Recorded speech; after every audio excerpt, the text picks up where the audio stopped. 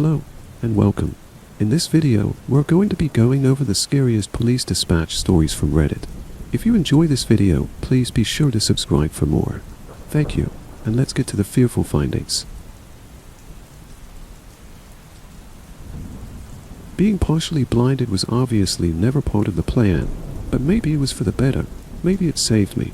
At first, my world fell apart, and it felt like it would never be whole again. It ruined the one thing I always wanted, to become a police officer. I've always admired them and respected the work they did. I've always wanted to help people, and part of me also wanted to understand the pain people were going through, and, in my eyes, becoming a police officer was the only way I could do that. But unfortunately, life takes its own path and redirects into unknown territory, and you are forced to adapt and overcome. A mother's worst nightmare. It was early in the evening when this call came through, somewhere around 8 p.m. on a Saturday. 911. What's your emergency? I don't know who to call, but I don't really know what the deal. A woman's voice spoke quickly over the other line. Are you or someone else in immediate danger? I asked, getting ready to redirect the call if need be. I think so. I don't really know for sure, but something's not right. I could hear her pacing. Something's not right with who? You. I said, trying to piece together the puzzle. No, my neighbor. Sorry, I should really use my words better. She laughed nervously. That's okay. What's going on with your neighbor? Are they in danger? I don't really know. She said in frustration and continued. You know when you see something that doesn't look right? Or like when something doesn't feel right? That's what I'm going through right now. Okay, what did you see? I asked, sitting back in my chair. I was doing the dishes after dinner tonight, and I happened to have looked up and noticed that my neighbor's curtain was drawn, and I saw Karen, my neighbor, holding her baby. I haven't seen her out in a few days, which is not like her at all.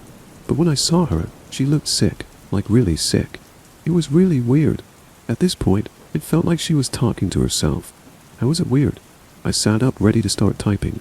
She just didn't look right. She almost looked hurt or something. I don't know.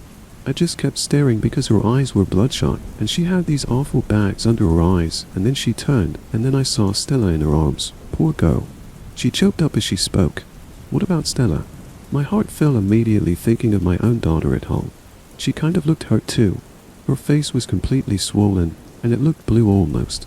I don't know what that even means, but I think they're being abused by her husband, Devin. That, or they're really sick. I don't know. Okay, I said, I have your address listed here as address. Are they on the left or the right to you? Left. I hope I'm wrong, but I haven't even seen Devin leave either. It's just not like them at all. They used to bring Stella out every day and night around the neighborhood. Karen is always super friendly with me too, so when she closed the curtain like that, it made me think that maybe she's trying to hide something. I felt sick to my stomach as I sent out the dispatch for reports of possible spousal and child abuse. Can I get your name? I asked. Lori Miller. Can I just say that I don't really know what I saw? Like I do, but maybe I'm just overreacting. I don't know. Asterisk, she was speaking so fast, barely taking a chance to breathe between sentences. They're so nice. I never would have expected it. Well, we don't know what's going on just yet, so let's not jump to any conclusions. Police are on their way and should be there shortly. Do you think I'm just overreacting? She asked. You said the baby had bluish skin, correct? Was it just her face? Did Karen look similar? I averted her question by asking my own. I needed more detail about the child and mother. At that moment, I was thinking the best of a possible worst-case scenario. Maybe the baby and mother had the flu, and that's why they looked the way they did. Maybe it was the color of the lights in her neighbor's house. Maybe Lori just hasn't seen them leave, but they have. There were so many possibilities that went through my head, although my lingering thought was the very real possibility of abuse. I don't really know. Stella's arm kind of looked the same color, I guess. Karen just looked really pale. Do you think it's abuse?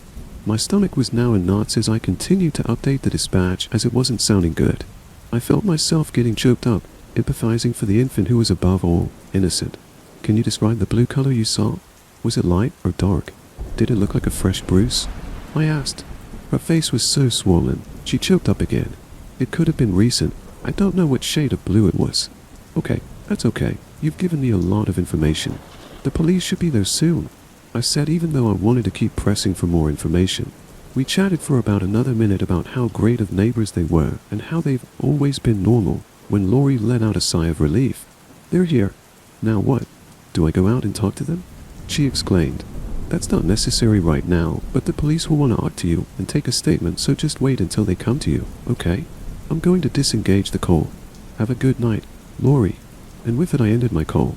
A week passed, and I almost forgot about the call when I got stopped by a fellow dispatcher on my way out the door with a question I wasn't expecting. She asked if I had taken the call for address from the week prior. I hesitantly said yes, my smile fading away in the process, and asked why she was asking.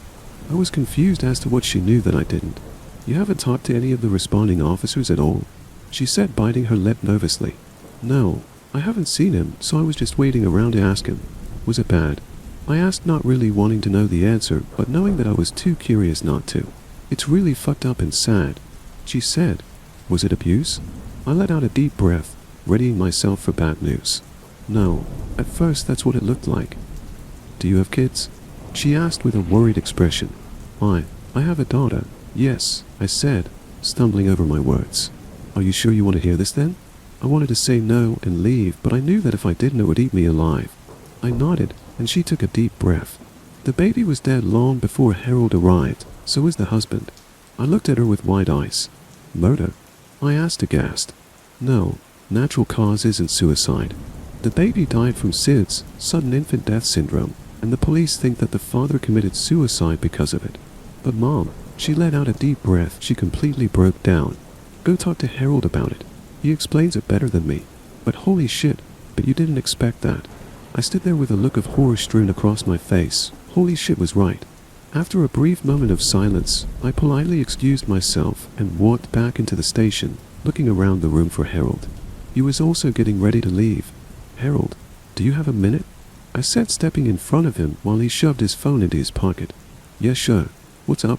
I just spoke with Lucy about address. It was last week. Do you know what happened exactly? He furrowed his brows and then made the connection that I was the one who had taken the call. Oh, that one? Yeah, it was not what I expected. He took a deep breath, taking out his pack of cigarettes from his other coat pocket. Come outside, he asked. It was definitely not abuse, that's for sure. He said once we got to the side of the building, putting the cigarette up to his mouth. Click, click, click. He struggled with his lighter as his hand shook. When I got there, it was normal procedure, you know. Knock on the door and prepare to ask questions, but the second she opened the door I smelled it. You ever smell a dead body? I didn't respond, but simply shook my head. It's not a pretty smell. There's nothing quite like it. He took a long haul on his cigarette. Have you ever seen someone who is physically there, but you know that mentally they're so far gone that talking to them would get nowhere? I nodded in agreement, not sure if it was a rhetorical question or not. Well, that was the mother. I tried talking to her on the doorstep, but nothing came out of her other than her needing to feed her daughter. A look of sadness flashed across his face and was gone within seconds. I followed her into the house, and I will tell you right now, it was the most disturbing thing I ever saw. He paused, choosing his words carefully. The child, the infant, I should say, was laying there on the couch, rotted. I've seen some shit, but not like that. Rotted? I asked, bewildered. At least 3, maybe even 4 days dead. She was leaking fluids, and she was about to burst. Then I watched Mom lift the baby and take her breast out to feed the baby. I looked at him in horror, and he raised his eyebrow. The one day I wasn't with my partner, and this kind of shit happens. Go figure. He shrugged and then continued. Anyway, I basically had to pry the baby out of her hands. She was convinced that her daughter was just sleeping. I had to call for backup because she went berserk. He lifted his sleeve, and I saw claw-like marks on his arm. Holy shit, was all I could muster as I looked at him, and then back down at his arm. Was it really SIDS? Or do you think something else happened? I said after a moment of silence. It was definitely SIDS. Happens all the time. Just never gets to that point usually. When backup arrived, they were finally able to settle down the mother a little bit, and she kept telling me that she needed to speak to her husband because he would ensure us that the baby was fine and was just sleeping. So I searched the house and finally found him in there in soot. The smell really gave it away. His wrists were cut, and he was a little fresher than the daughter, but still a couple of days old. It was definitely suicide. I looked at him with wide eyes, not believing what I had just heard. She's being institutionalized now. I don't think she's getting out for a while. He said. Well, I don't know how you do it, I said, feeling myself getting overwhelmed by what he had just told me. Me either, he said before giving me a pat on the shoulder and excusing himself. After about a minute of just standing there, I walked over to my car numbly thinking about my fiancé and child. I ran through the what-ifs in my head. What if that was my fiancé? What if that was my child? What if that was me? Would I have taken matters into my own hands as well? I could feel the tears streaming down my face as I looked at my reflection in my car's window, and for the first time, I was glad I had lost part of my vision.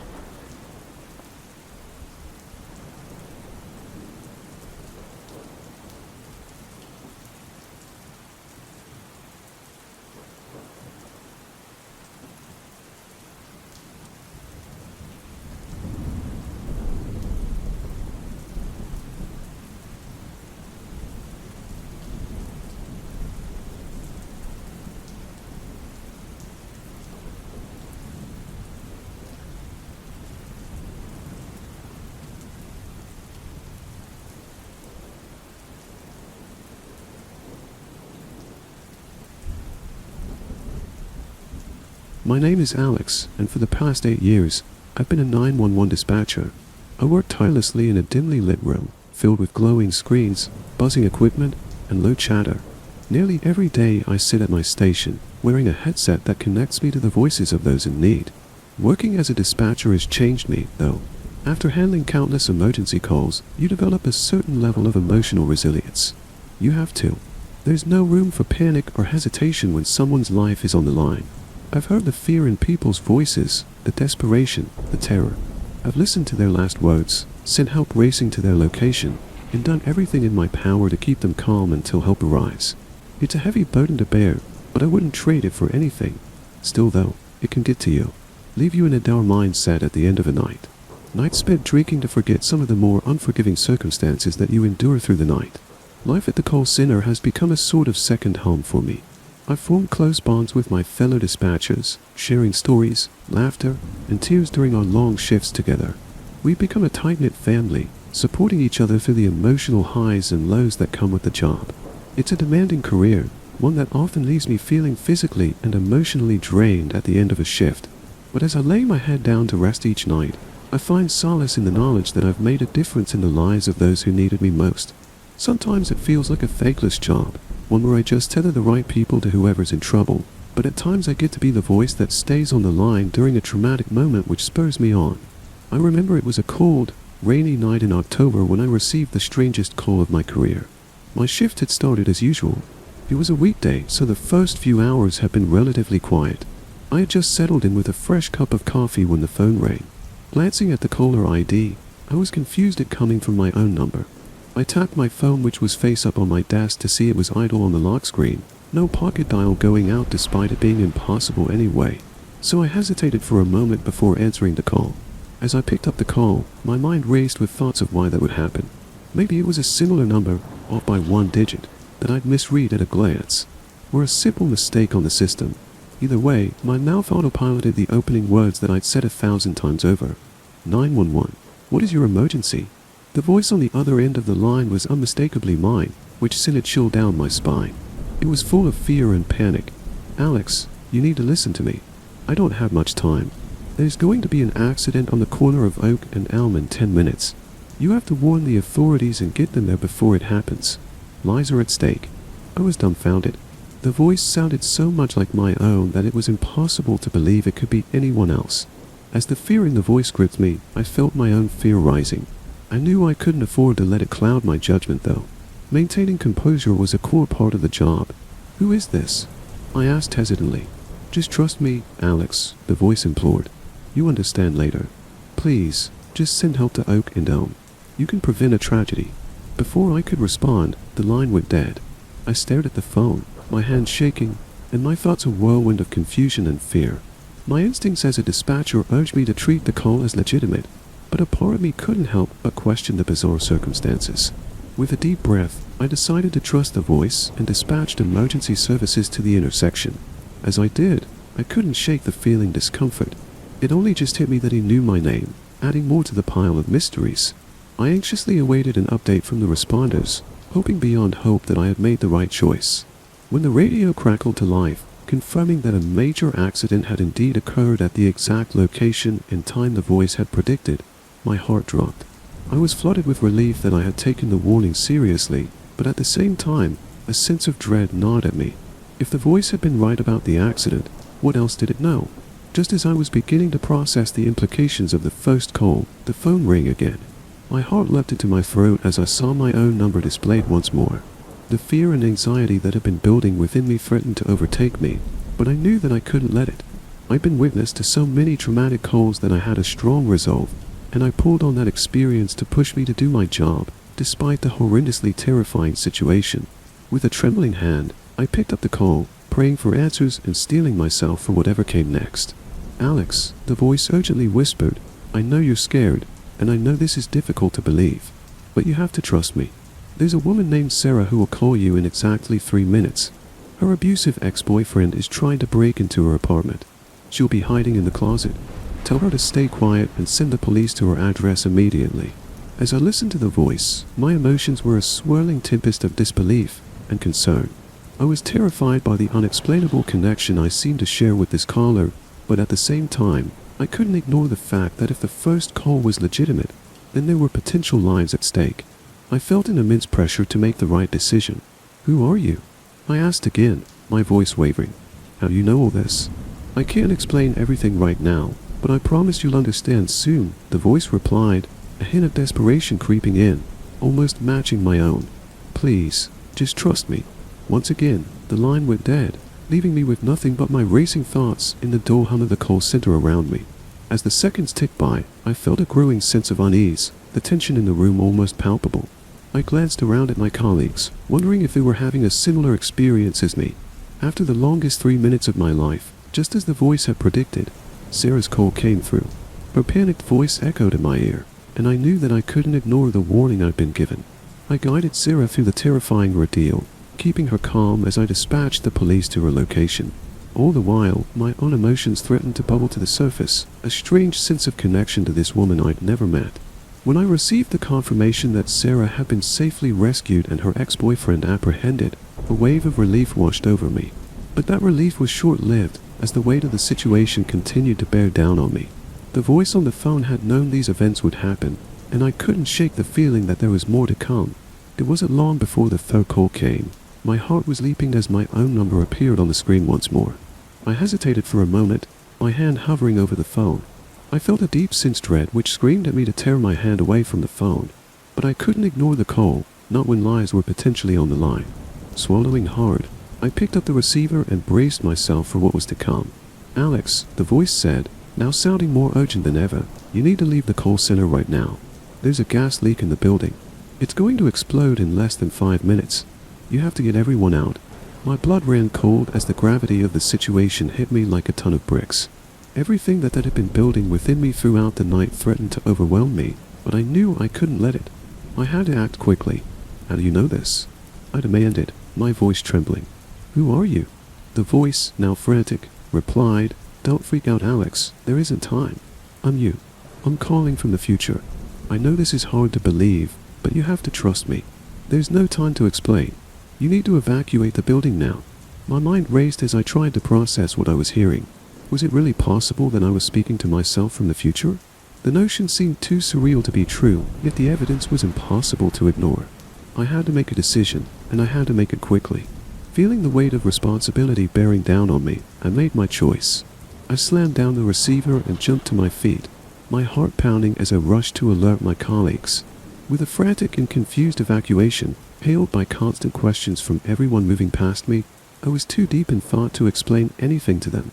Many protested, knowing how important the job was, and to leave the center was a huge endangerment to the people in need, but I just layered on the urgency until they too left. We barely made it out in time. As we watched from a safe distance, the building was engulfed in flames, the explosion shaking the very ground beneath our feet. I stood there, my fellow dispatchers huddled around me, their faces etched with shock and relief. As the reality of what had just happened began to sink in, I found myself grappling with a whirlwind of emotions. Relief that we had all escaped unharmed, gratitude to the voice that had warned me, and a lingering sense of disbelief that I had truly been communicating with my future self. When asked how I knew what was going to happen, I gave some half-hearted response about smelling something, but most people were too much in shock to probe further than that. But amidst the chaos and confusion, one thing became clear. I had been given a gift, a chance to change the course of my life, and the lives of those around me. And I knew that I couldn't let that gift go to waste. In the days that followed the explosion, I found myself consumed by the events that had transpired. The voice on the phone, my own voice, had saved countless lives, including my own. And though I struggled to wrap my head around the concept of communicating with my future self, I couldn't deny the reality of what had happened. As I tried to come to terms with the situation, I realized that the knowledge I'd gained could be both a blessing and a curse. I was suddenly faced with the daunting responsibility of this secret knowledge, and I couldn't shake the feeling that every decision I made could have life-altering consequences.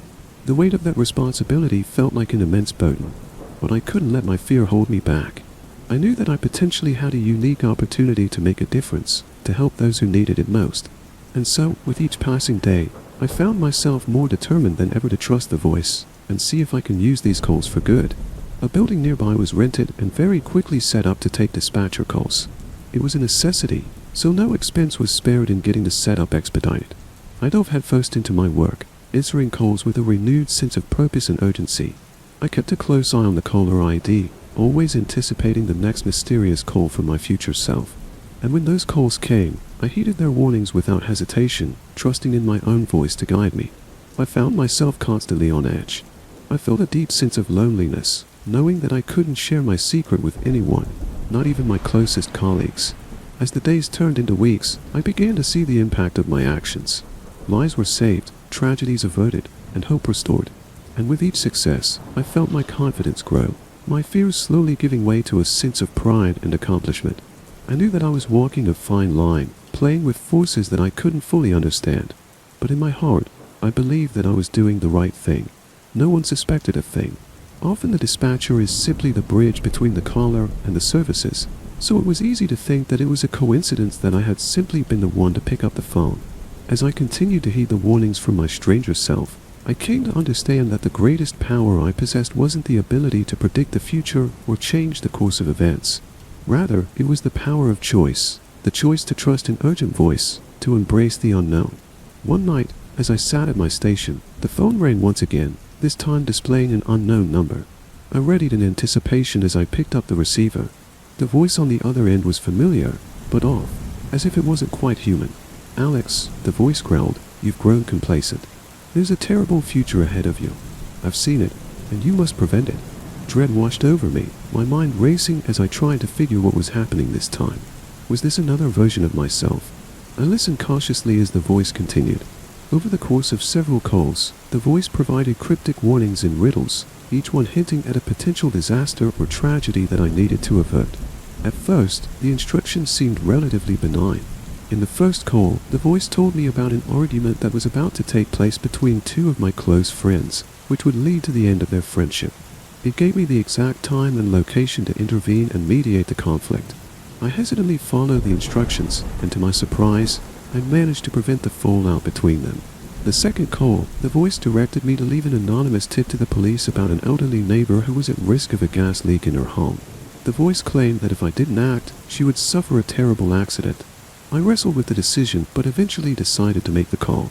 The next day, I found out that the police had indeed discovered a gas leak in her home and had it repaired just in time. As the calls continued, the voice's aggression and demands began to escalate. It instructed me to break into a co-worker's home to find evidence of a conspiracy plot, convincing me that the co-worker was planning something malicious that would affect many people. Reluctantly, I obliged, only to find seemingly inconclusive evidence, which made me question my actions and the tips I was getting. The next call pushed me further, urging me to sabotage the brakes of a car to prevent an accident that would lead to a catastrophic chain reaction. Each instruction was darker than the last, leaving me feeling increasingly lost compared to the first Alex that was calling me. Still though, there was a chance that I was still doing good. The glimmer of hope sparked by the many early calls still stuck in my heart. Fearing the consequences of not heeding the warnings, I began to follow the voice's instructions to the letter, even when they involved morally questionable actions. As I did, I felt my relationships with friends, family, and co-workers deteriorate, leaving me isolated and paranoid. As I continued to follow the voice's instructions, a nagging doubt started to grow in the back of my mind. I couldn't help but question whether the voice was genuinely another version of myself or something far more sinister. The line between right and wrong had blurred, and I struggled to make sense of the chaos that had enveloped my life. Feeling increasingly lost and desperate, I decided to do some research, hoping to find answers or any explanation for the bizarre events that had been occurring. I had to dredge through many hoaxes, crackpots with a keyboard, and straight-up otherworldly conspiracies, but during my search, I stumbled upon a concept called tulpa, a sentient being created from the collective thoughts, beliefs, and energy of its creator. According to the information I found, a tulpa could become powerful and independent, even capable of interacting with the physical world. The more I read, the more I became convinced that the voice on the phone was a tulpa I had inadvertently created. My loneliness and the emotional turmoil of working in the emergency dispatch center had given birth to this entity, which had begun to take on a life of its own, something that had been masquerading as my future self all along. It had been using me as a pawn to create scenarios that brought suffering, feeding on the emotional highs and lows it had caused.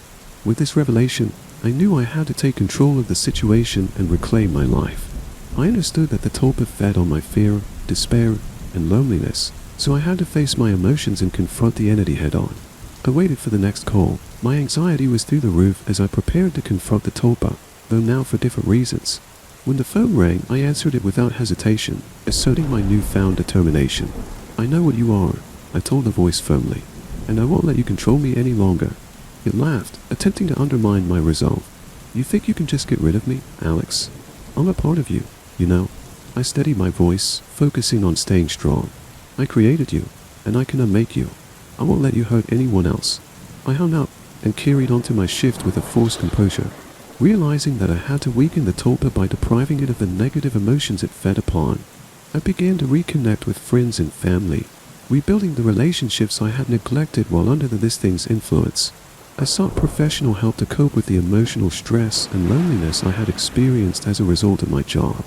Over time, the caller's power waned. The scenarios it called in were more and more mundane, until all it could conjure was a cat stuck in a tree. As I continued to cultivate positive connections and emotions, its voice grew weaker with each call, as it became increasingly desperate to maintain its grip on me. I knew that I had to sever the connection completely to put an end to its existence. One night, as I received the final call from my number, I faced it with a sense of calm and determination. "This is the end," I told the voice firmly. "I've taken back control of my life, and you no longer have power over me."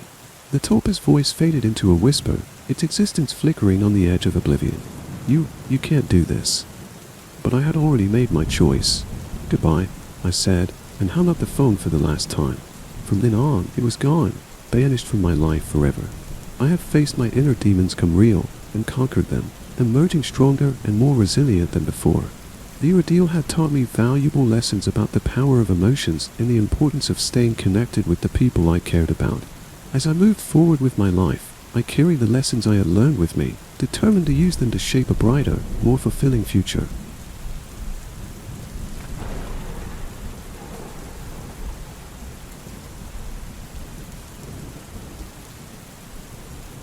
I'd worked as a police dispatcher for 9 years of my life. It's a career that takes a level of mental fortitude that I don't think many possess. I used to hate saying stuff like that. Always thought it sounded so pretentious, but the truth is it takes a special type of person to be willing to voluntarily listen to some of the things we have to hear every single day. Don't get me wrong, the job wasn't always grim, and it even had its decent moments. I've got enough decently funny drunk 911 call stories to last me several lifetimes, but the reality of the job was usually far darker. I understood that though, and felt that I was more than equipped to deal with anything the job could throw at me. I was right for a while. For years I had answered every call, always able to keep a steady head despite being faced with some horrific situations, my confidence in my ability to handle the job unwavering. Until the final call I ever took as a police dispatcher. I glanced at the time displayed at the corner of my computer screen. 11:43. I yawned, leaning backward in my chair with my arms extended as I stretched my back. I'd been at the desk since 3 in the afternoon, answering calls and dispatching officers as they were needed, which wasn't very often in this town. I lived in a little port town in Washington, about an hour or so out of Seattle, and though we weren't without our fair share of crime, our phones never rang off of the hook, which meant a lot of free time for me. I was always okay with that. As soul-wrenching as many of the calls could be, moments of respite were always more than welcome. A notification on my screen caught my attention, and in an instant, I had returned to my seat, headset on. 911. What is your emergency? I spoke into my headset as automatically as any line repeated hundreds or thousands of times can be spoken. For a moment, the line was only dead silence before I heard a reply. I need policemen. I think somebody is in my house, a child whispered from the other line. I felt the smallest of knots beginning to form in my stomach. I shifted in my seat. Do you know your address? I asked, adopting a firm, but lighter tone in response to the caller's age. I heard shuffling and heavy breathing from the other end, followed by a faint, wait. The caller returned and whispered their address. She was a little girl, by the sounds of her voice, and she sounded scared. Good job. What about your phone number? The process repeated, and I quickly relayed her information to dispatched officers. Her address was on the edge of town, a little out of the way, and I understood that it may be a while before help arrived. I stifled a sigh, not wanting to vocalize my worry as I received an estimated arrival time. Is there an adult with you in the house? I continued. No, the little girl replied breathlessly, and I could hear the anxiety rising in her voice as she spoke. My mom works late, and my sister I dash. There was a pause, followed by an audible sniffle. She's camping with her friends, and somewhere on her end of the line, there was a crash, then a scream. My heart dropped. Are you still there? Are you all right? There was a repetitive thumping sound followed by the slam of a door. I'm here. The little girl spoke breathlessly into the phone. Are you all right? I repeated the question. Yes, was all she replied, barely above a whisper. Her tone worried me. She sounded more than afraid. Sad? No, disturbed was the proper word for it. Then she began to cry. Not as quiet as you would expect given her situation, but a deep helpless sob that made my heart sink. When she spoke, it stopped altogether. Please, please, please, help me. Her sobs turned into a hysteric cry, and I could hear loud repetitive thumps from her end. Footsteps, and they were clearly not hers. They were heavy, far too heavy for a little girl. Without warning, a shrill cry, like the sound of microphone feedback, rang through my headsets. The sudden assault on my ears caused me to jump, and my heart set off to racing like a jackrabbit. I fought the instinct to throw the headset off and instead clenched my eyes shut as the noise faded as suddenly as it had come. I sighed. She sputtered through sobs. Oh, please, please, I don't know what it is. The frantic and frenzied nature of her begging increased, and a strangeness began to settle in the air that I couldn't quite place. A quick glance around the room confirmed that most of the desks around me were empty, and I was on the call alone. The thought made me feel very isolated, and a growing uneasiness continued to take hold of me that I couldn't place. Something about the call just felt wrong. Police are on the way, I began. I tried to infuse the statement with my usual level of assertiveness and confidence, but I worried that the uneasiness may be audible in my voice. Can you tell me your name? I asked. Amber. All right, Amber. Are you, or can you get somewhere safe? A room with a door you can lock. I'm in my room, she said through sniffles, and it was obvious that she had been crying profusely. I locked the door. Good. I'm gonna stay with you on the line. Is there anywhere for you to hide? The sound of footsteps grew in the background, as her voice lowered to a whisper. I think. Under the bed, she whimpered. Okay, is there dash? I paused, thinking over my words before continuing. Anything you can use to protect yourself? There was silence on her end for a moment, followed by a hushed yes. As she dropped the phone, I assumed to get a weapon. The clamor from within the house had grown closer to the phone, and the piercing ringing sound had returned. I was almost certain there had to be something wrong with my headset or with Amber's phone, and the sound grew to an almost unbearable extent, matched only by deafening thuds from somewhere on the phone. It sounded too close. I could feel the hairs begin to rise on the back of my neck, and the ominous sense of panic began to give way to an unexplained fear. The urge to look over my shoulder grew harder to fight, as the persistent thudding sound grew louder, nearer. It all sounded too clear, I guess. There was no static, none of the white noise typical of a phone call. Nothing. Just the sound of footsteps approaching closer.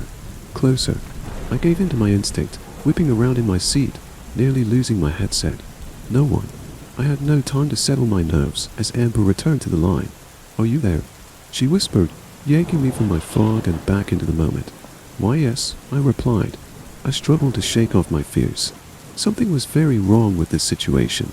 Despite my worries, I shifted my attention back to Amber. There isn't any weapon, the girl muttered, but I have something. There was a pause. Okay, what do you have? I asked, realizing my prompt was necessary. Oh, a rabbit. "A pink rabbit," she said, and even over the phone, I could hear a little embarrassment. "My dad gave her to me when I was little," she sniffled. He said she would keep me safe." I didn't know what to say for a moment, but didn't want to miss a beat.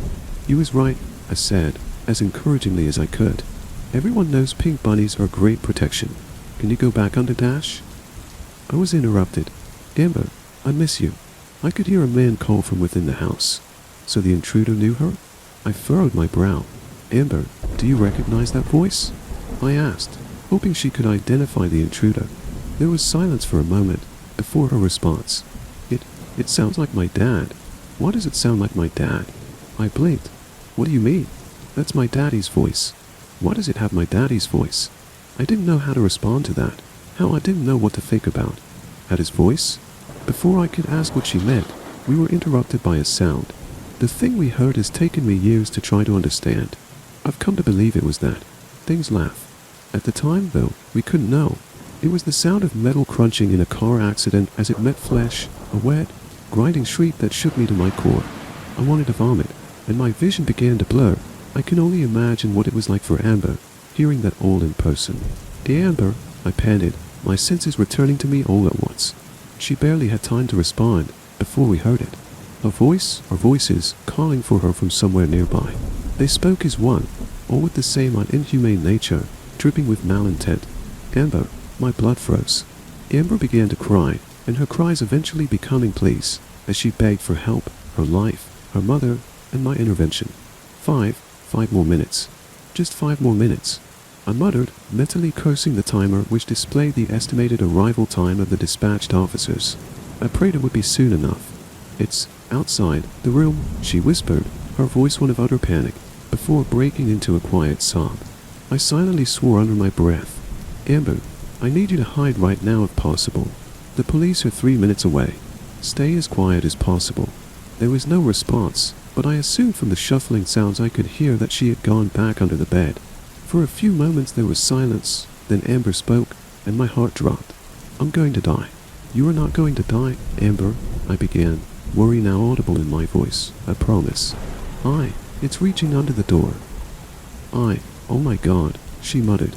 There was a crash, louder than before, and Amber began to shriek. The noises continued, and it began to dawn on me what I was hearing. It was breaking down the bedroom door. Amber's screams had devolved into horrified babbling and pleas for her life to whatever was on the other side of the door. Her screams were soon drowned out by the same noise as before, that sick fucking laughter. "What are you?" Amber shrieked, loud enough to make my ears ring. "Please. What are you? What are you?" it mocked, in a voice that was some sick parody of Amber's. Panic gripped me as I glanced back at the corner of the monitor displaying the dispatched unit's arrival time. 1:36. Please God, let it be soon enough. "Amber, are you there?" I called. "Amber." As suddenly as it had started, everything went silent. Somewhere in the distance, I heard sirens. I hear them. "Amber, officers are a minute away." Silence. My heart began to sink. "Amber, are you there?" I could hear something shifting, breathing. I think it's gone," Amber said. A surge of relief rolled through me, and I let out a sigh and leaned back in the chair. 0:27, the dispatch time read, and the sirens in the background grew louder. "You did very well, Amber. Police are almost there." "You did really well." I couldn't think of what else to say. I'd never had a call like this, and something about it all felt so strange. Something Amber had said began to ring in my mind. "What are you?" "Amber," I began. "What did you see?" I was met with silence. "Amber." Amber began to laugh. "Amber," I said, my voice pleading. A wave of realization crashing down on me. The laughter grew more raucous and less human with every second. Somewhere in the background, there was a knocking sound. They'd finally arrived, too late. I asked the only thing I could think at the moment. "Why?" The laughter stopped abruptly as the thing on the phone spoke. It was fun. There was a click, and the line went dead. The house was empty when officers arrived. No signs of forced entry anywhere except the door to Amber's bedroom, the bottom of which had been torn away by something leaving a wide space to crawl beneath. And Amber, or what was left of her, decorated the room. Whatever had been there left nothing behind to identify it, only carnage. The case was never officially closed, and everyone had their theories as to what had happened that day, ranging from serial killers to a bear attack, and everything in between. The call was never made public, not my decision, but not one I necessarily complained about either. I never want to hear that recording again. I put in my 2 weeks notice that same night, though I never returned to work after that day. I've been content to try and forget about that call. As callous as it may sound, I was content trying to forget about Amber, to forget whatever I had spoken to on that phone, but I don't think it's done with me. Last night I dreamed, or had thought I was dreaming, the sounds of footsteps running throughout my house, as something screeched and laughed and mocked me just outside my bedroom door. I stayed in my bed long into the morning despite the sounds having stopped, paralyzed by a mixture of fear and confusion, until eventually I convinced myself to leave the bed. I crossed the room, cursing every creak the floor made under my weight. I lowered myself to the ground, holding my breath as I peered under my bedroom door. There was something there, but it wasn't moving. I mustered up the little bravery I had left and rose to my feet, my eyes shut tight and a prayer on my lips. I pulled open my bedroom door slightly and stuck my head out just enough to see what lay outside. I stifled a gasp, and tears flooded my eyes as I bent over to pick up the object. Placed right outside my door was a little pink bunny, covered in dark stains. From somewhere within the darkness just beyond the bedroom door, Amber's laughter echoed.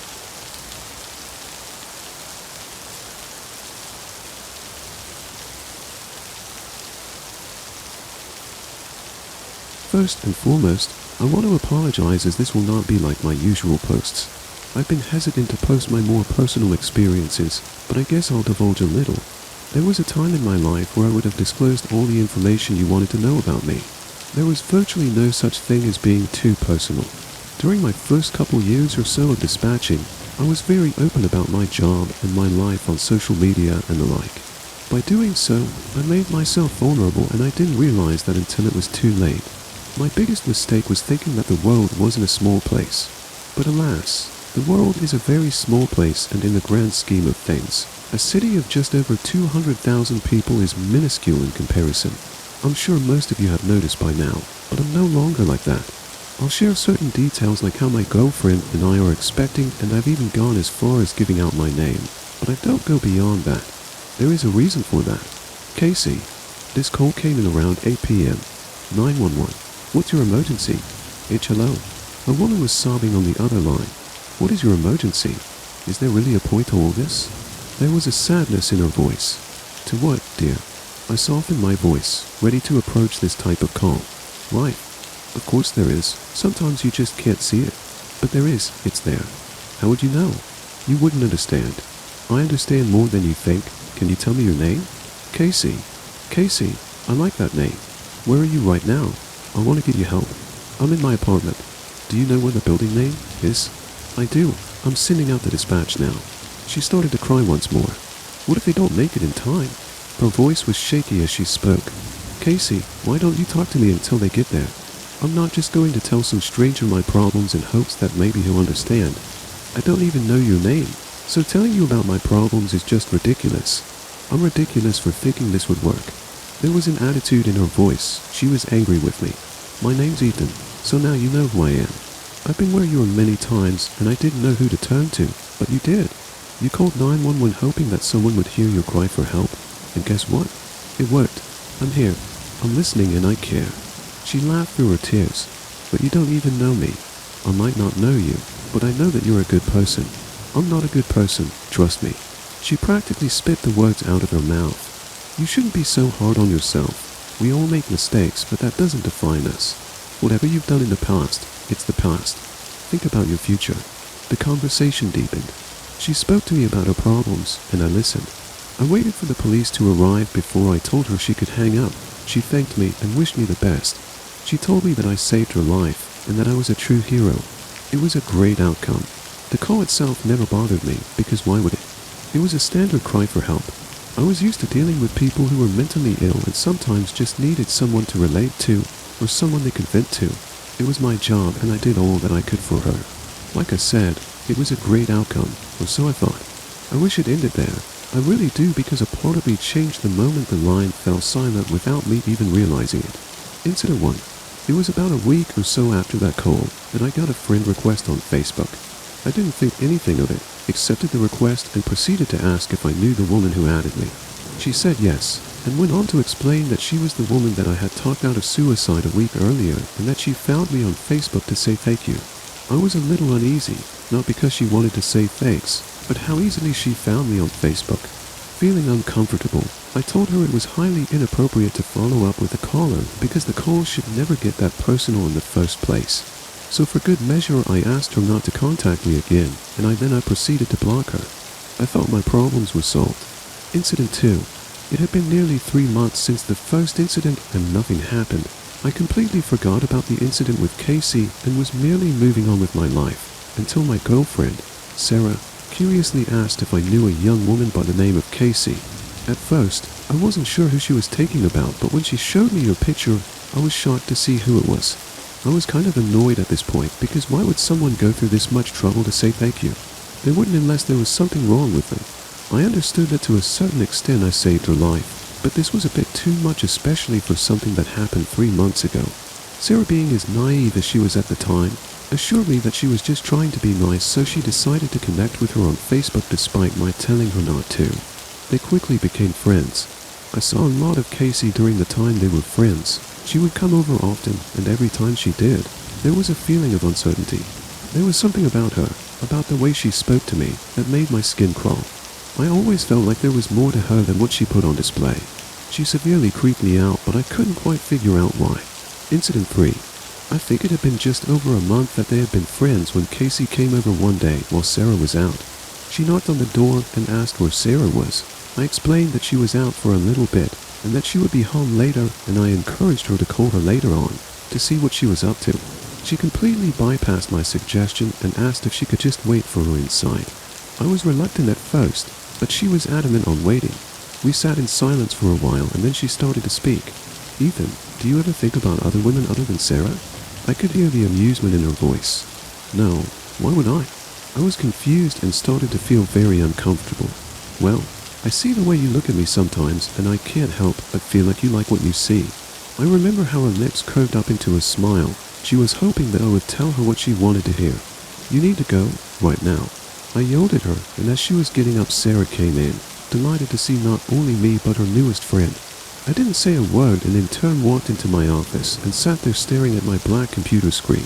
Believe me when I say I wanted to tell Sarah. Every part of me did, but there was a small part that believed that it would be selfish to ruin a friendship that she was so happy about. So I decided that I would ignore her, and I did successfully. Incident 4. Let's fast forward another month later. Sarah came home one day, frazzled and very upset. Upon discussing why she was upset, she mentioned that she felt uncomfortable with Casey and that she didn't want to speak, hear or see her anymore. However, she wouldn't tell me why. Being the person that I am, I quickly went onto her phone and sent Casey a message telling her to leave both Sarah and I alone, and then blocked her on everything. It was a few days later when Sarah finally opened up to me about Casey.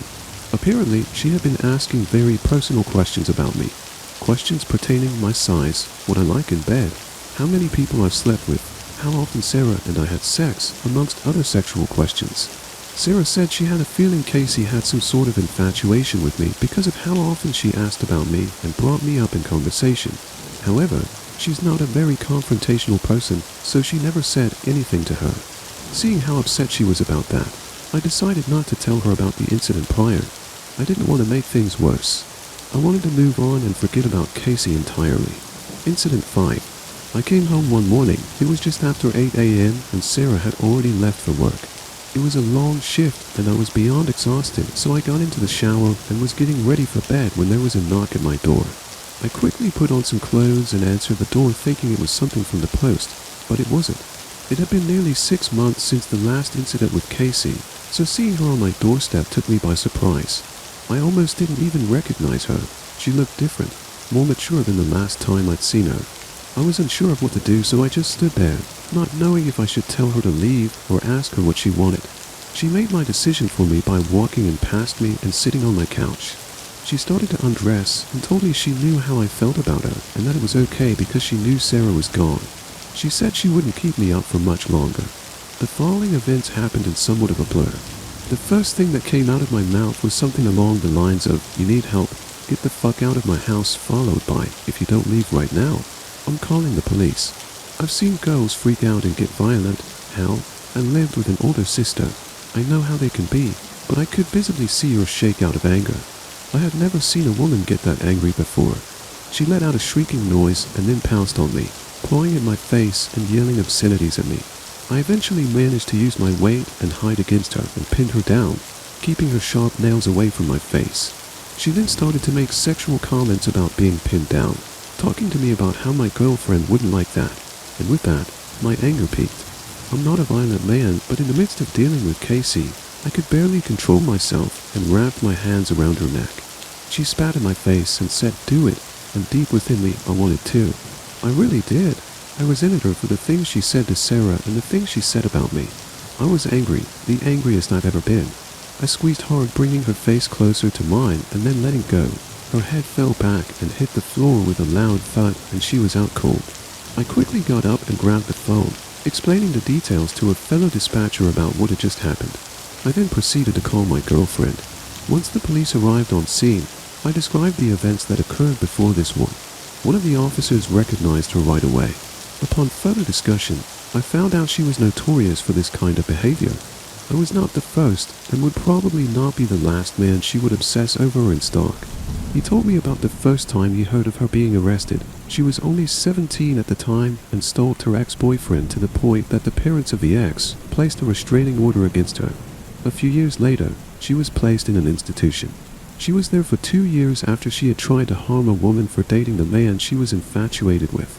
From what the officer knew, I was her latest victim. I'm not sure whether or not she was institutionalized, but Sarah and I charged her with stalking and also had restraining orders put against her. It's been just over 2.5 years since this happened, and I still feel the effects of it to this day, although I haven't seen or heard of her since. I no longer have social media, and Reddit has actually been the only social media outlet that I've been on since. My anonymity is very much important to me, which is why I've never told anyone about myself or where I'm from. Experiences like these tend to change a person, and I can definitely say that I've changed, and not for the better.